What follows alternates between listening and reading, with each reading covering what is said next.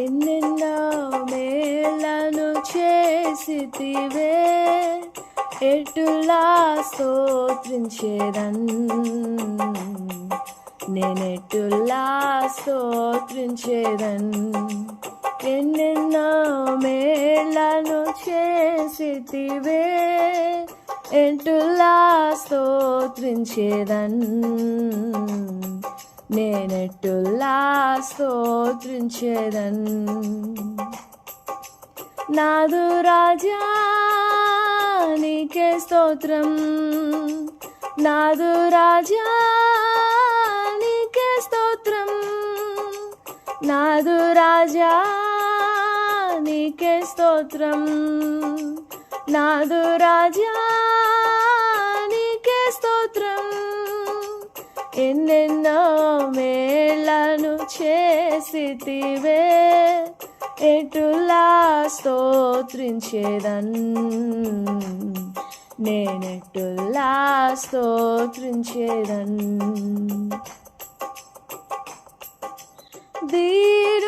దీనుడయుంటిని దయతో తలచితి, దేవరా నిన్నే స్తుతింతున్, దేవరా నిన్నే స్తుతింతున్. దీనుడయుంటిని దయతో తలచితి, దేవరా నిన్నే స్తుతింతున్,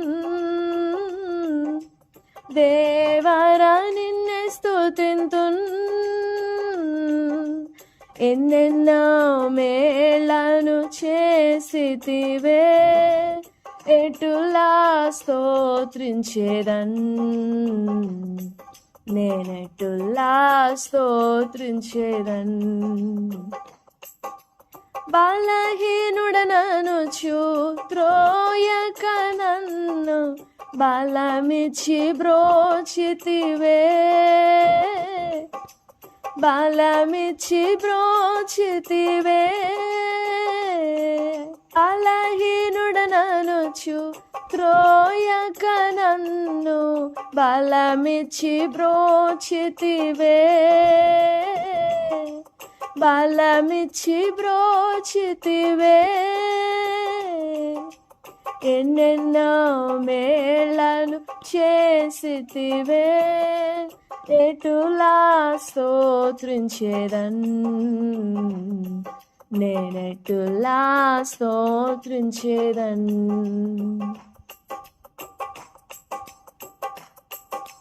పాపము చేత మృతి పొందియుంటిని, కృపచే రక్షించితివి, కృపచే రక్షించితివి. పాపము చేత మృతి పొందియుంటిని, కృపచే రక్షించితివి, కృపచే రక్షించితివి. ఎన్నెన్నో మేలను చేసితివే, ఎటులా స్తోత్రించేదన్, నేనెటులా స్తోత్రించేదన్. నాకై మరణించి నాకై బ్రతికితి, మరలా నాకై వత్తువు, మరలా నాకై వత్తువు.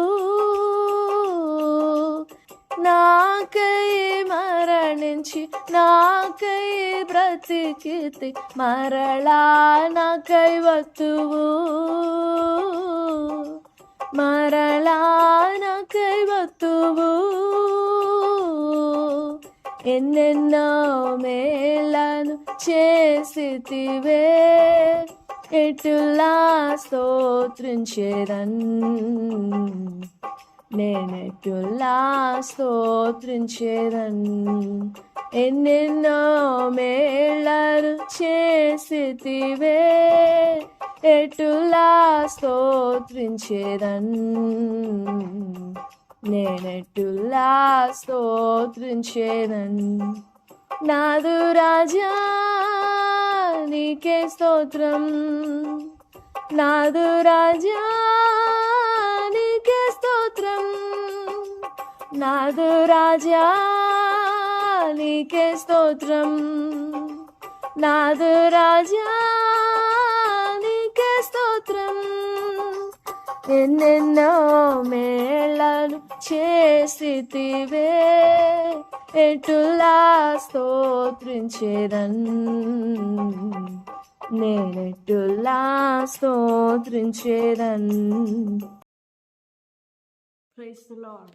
యేసు ప్రభు వారి పరిశుద్ధ నామంలో మీకు హృదయపూర్వకమైన వందనాలు తెలియపరుస్తున్నాను. 119వ కీర్తన బేత్ భాగంలో 9వ వచనం నుండి 16వ వచనము వరకు కొన్ని ప్రాముఖ్యమైన విషయాలను ఆ 8 వచనాలలో ఈ ప్రశస్తమైన సమయంలో మనం ధ్యానం చేసుకుందాం. యవనులు దేని చేత తమ నడత శుద్ధిపరచుకొందురు, నీ వాక్యమును బట్టి దానిని జాగ్రత్తగా చూచుకొనుట చేతనే కదా. 10వ వచనం, నా పూర్ణ హృదయముతో నిన్ను వెదకి ఉన్నాను, నన్ను నీ ఆజ్ఞలను విడిచి తిరుగనీయకుము. నీ ఎదుట నేను పాపం చేయకుండానట్లు నా హృదయంలో నీ వాక్యం ఉంచుకొని ఉన్నాను. 12, యెహోవా నీవే స్తోత్రము నందదగిన వాడవు, నీ కట్టడలను నాకు బోధించుము. 13, నీ నోట నీవు సెలవిచ్చిన న్యాయ విధులన్నిటినీ నా పెదవులతో వివరించుదును. 14, సర్వసంపదలు దొరికినట్లు నీ శాసనముల మార్గమును బట్టి నేను సంతోషించుచున్నాను. 15, నీ ఆజ్ఞలను నేను ధ్యానించెదను, నీ త్రోవలను మన్నించెదను. 16, నీ కట్టడలను బట్టి నేను హర్షించెదను, నీ వాక్యమును నేను మరువకయుందును. దేవుడి వాక్య భాగం మన వెనుకడిలో దీవించునుగాక. ఆమేన్. 119వ కీర్తన చాలా అద్భుతమైన కీర్తన. We can see the fullness of the word. 8 వచనములలో ఒక్కొక్క మాట మనం గమనిస్తాం. 9వ వచనంలో శుద్ధిపరచుకొనుటని గమనిస్తాం. 10వ వచనంలో నేను వెదకి ఉన్నాను, నన్ను విడిచి తిరుగనీయకుము అని గమనిస్తాం. నెక్స్ట్ 11వ వచనంలో నేను ఎప్పుడు కూడా పాపం చేయకుండా ఉండాలని కోరుకుంటున్నాను, దట్స్ మై డిజైర్. అండ్ 12వ వచనంలో నాకు నీ కట్టడలను బోధించుము. 13లో నీ న్యాయ విధులన్నిటినీ నాకు నేర్పించు, అప్పుడు నేను నా పెదవులతో వాటిని వివరిస్తాను. 14లో నీ శాసనముల మార్గమును బట్టి నేను సంతోషించున్నాను. 15 నీ త్రోవలను మన్నిస్తాను. 16 నీ కట్టడలను బట్టి నేను హర్షిస్తాను, నీ వాక్యమును నేను మరువకుండా ఉంటాను. ఈ 8 వచనములను ఒక్కొక్క వచనమును మనం చిన్నగా మన అనుదిన జీవితములలో జరిగే పరిస్థితులను బట్టి మనం ఆలోచన చేస్తే ఒక్కొక్క వచనం ఒక్కొక్క మాటను సూచిస్తుంది. నెంబర్ 1, మొదటి వచనంలో శుద్ధిపరచుకొనుట అనే మాటను చూస్తే మొదటి మాట ఏంటంటే మన జీవితకాలం అంతా లిఖితపూర్వకమైన దేవుని వాక్యానికి నమ్మకంగా ఉంటామని స్థిరమైన నిర్ణయం తీసుకోవాలి. నీ వాక్యమును బట్టి దానిని జాగ్రత్తగా చూచుకొనుట చేతనే కదా. లిఖింపబడిన ద రిటర్న్ వర్డ్, దేవుని వాక్యానికి ఉన్నది ఉన్నట్టుగా అక్షరార్థంగా దేవుని ఆత్మ దేవుని వాక్యం ద్వారా మనకి నేర్పించే విషయాలన్నింటికి ఈ వాక్యానికి మనము కట్టుబడి ఉంటామని స్థిరమైన నిర్ణయం తీసుకోవాలి. దేవా, ఈరోజు నీ వాక్యం నాకేం నేర్పుతుందో, ఈ సమయంలో నీ వాక్యం నాకేం నేర్పుతుందో, I will abide by it and I will stand by it అని ఒక స్థిరమైన నిర్ణయం తీసుకోవాలి. ఆ స్థిరమైన మనస్సు మనలో ఉండాలి అని ఈ 9వ వచనం మనకు నేర్పిస్తుంది. నెక్స్ట్ 10వ వచనం ఏం నేర్పిస్తుందంటే నా పూర్ణ హృదయముతో in all times and with all my heart, with my whole heart I seek you and I find you. నా పూర్ణ హృదయంతో నేను నిన్ను వెతుకుతాను, with my fullness, with my whole heart. ఈ మాట ఏం నేర్పుతుంది అంటే ప్రార్థనలో ఎడతెగక దేవుణ్ణి వెతుకుతూ ఉండాలి. నా పూర్ణ హృదయంతో నిన్ను వెదకై ఉన్నాను అనే మాట ఏం నేర్పుతుందనంటే మన మనస్సు ఎల్లప్పుడూ ఎడతెగక వెతుకుతూనే ఉండాలి దేవుణ్ణి. మన ఆత్మ ఎప్పుడు వెతుకుతూనే ఉండాలి దేవుణ్ణి. నా పూర్ణ హృదయంతో వెతుకుతున్నాను, నీ ఆజ్ఞలను విడిచి తిరుగునీయకుము. That's an intimate desire which we have for Christ. దేవుని విషయంలో, దేవాతి దేవుని విషయంలో, పరిశుద్ధుడైన దేవుని విషయంలో ఎడతెగని ఆశ అది. నేను పూర్ణ మనసుతో వెతుకుతున్నాను, నన్ను విడువనీయొద్దు. Don't leave me out. నన్ను విడిచిపోవద్దు. నేను విడిచి తిరుగునట్లుగా నేను ఉండకూడదు. అండ్ దెన్ మూడవ వచనం ఈ మాట ఏం చెప్తుందంటే 11వ వచనం, నీ ఎదుట నేను పాపం చేయకుండానట్లు నా హృదయంలో నీ వాక్యం ఉంచుకొని ఉన్నాను.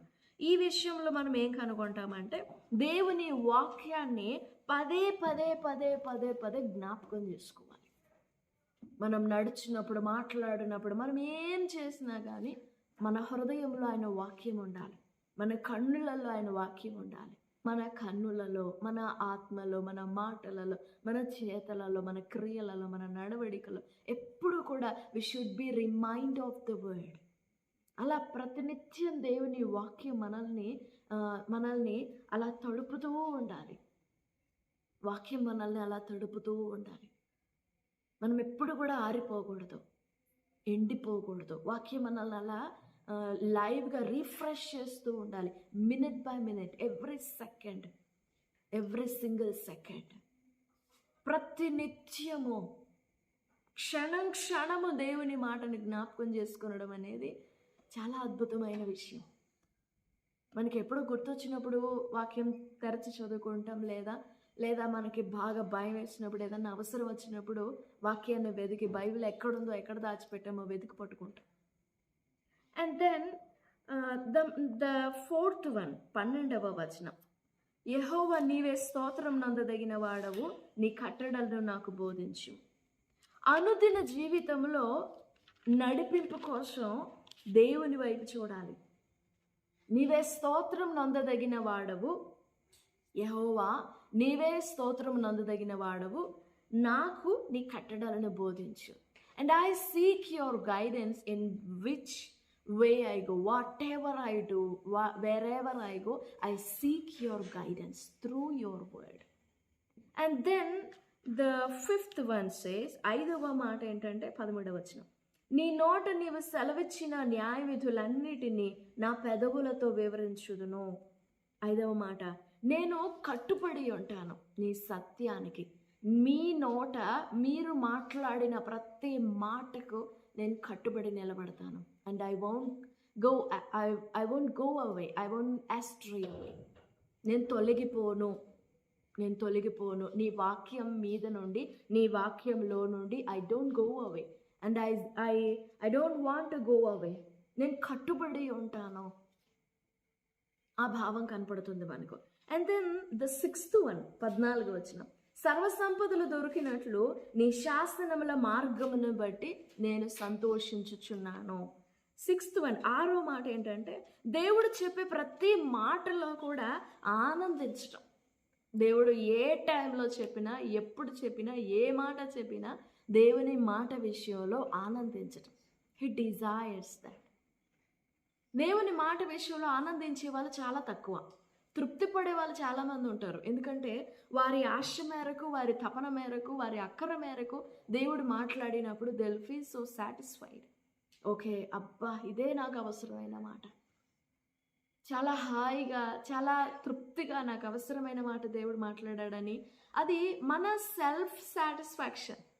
కానీ దేవుని మాట, దేవుని పక్షంగా దేవుడు మాట్లాడుతున్నప్పుడు, ఆయన తన మనసులోని భావాలు, ఆయన మనసులోని వేదన మనకు పంచుకున్నప్పుడు, when we say yes and when we delight in his word, that's what his happiness. ప్రతి దినం కూడా దేవుడు మనతో మాట్లాడే ప్రతి విషయంలో కూడా లోబడి ఉండటం, ఆనందించడం. And then the 7th one, 7వ మాట ఏంటంటే నీ ఆజ్ఞలు, 15వ వచనం, నీ ఆజ్ఞలను నేను ధ్యానించదును, నీ త్రోవలను నేను మన్నించదును. 16వ వచనం. 7వ మాట, ఈ మాట ఏం చెప్తుందంటే లోక సంబంధమైన విధానాలకు వ్యతిరేకమైన దైవీకమైన ఉద్దేశాలను మనం వెదకాలి.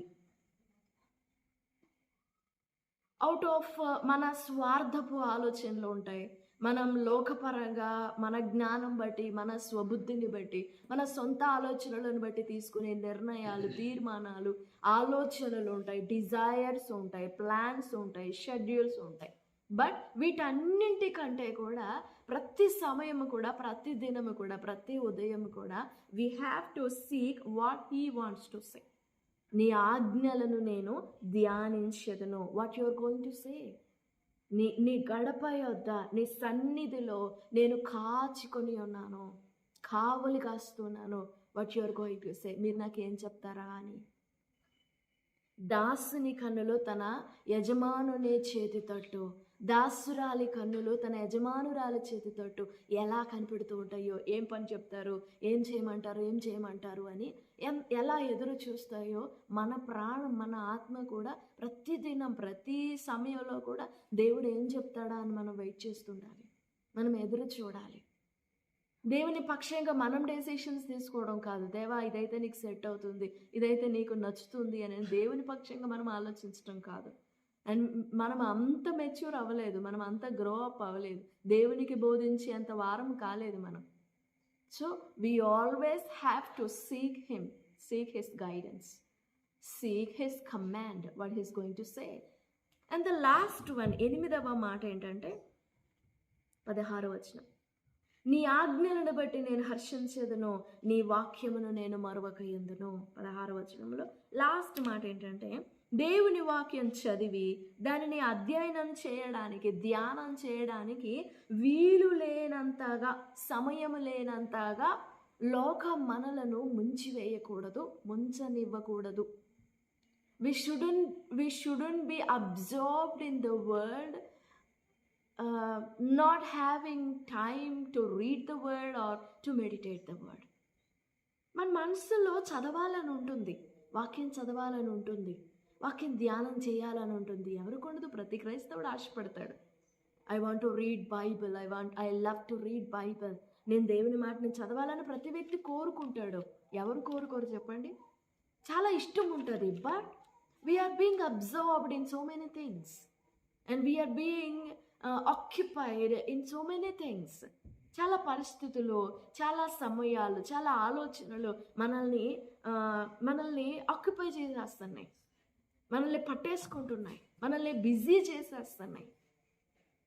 Then we'll have no time to read or no time to meditate the word. We have that zeal within our hearts to read and to meditate. But these things of the world and these things of the flesh, which were not destroyed, which were not cleansed by the blood of Jesus and by the fire of God, are making us absorbed or making us occupied in those things. And then those things were distancing us from the world.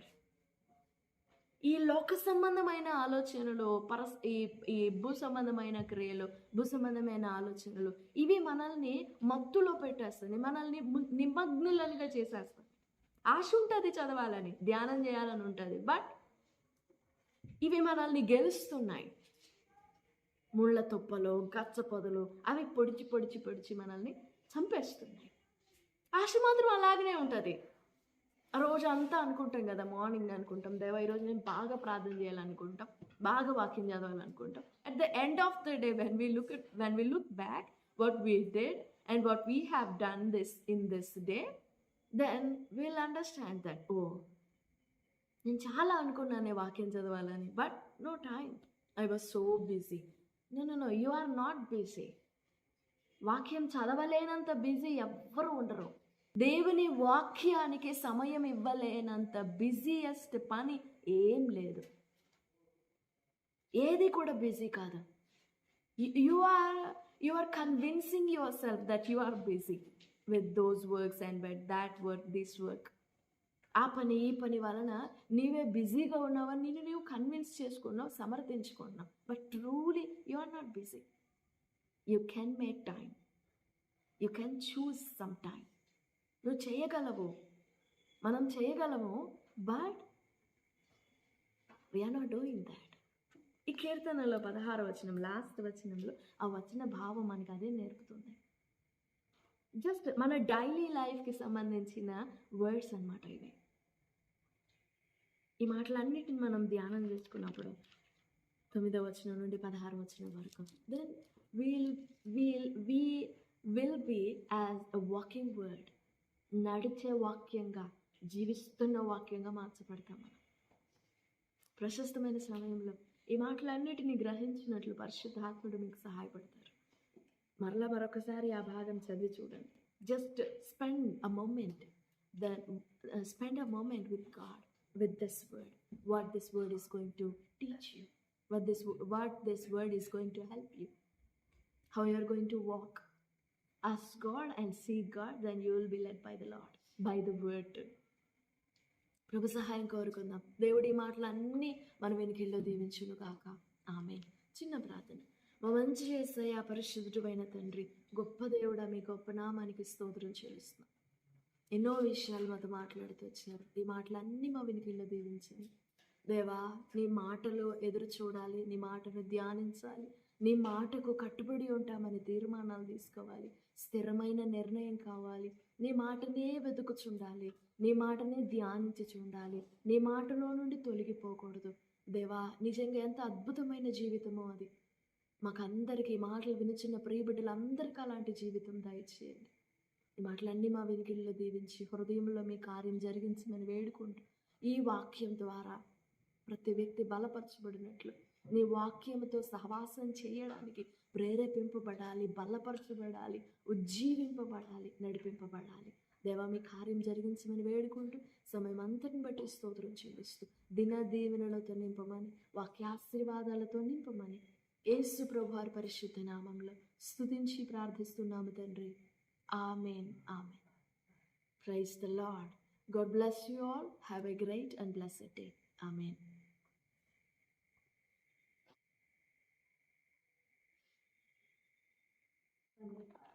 Oh, nalama.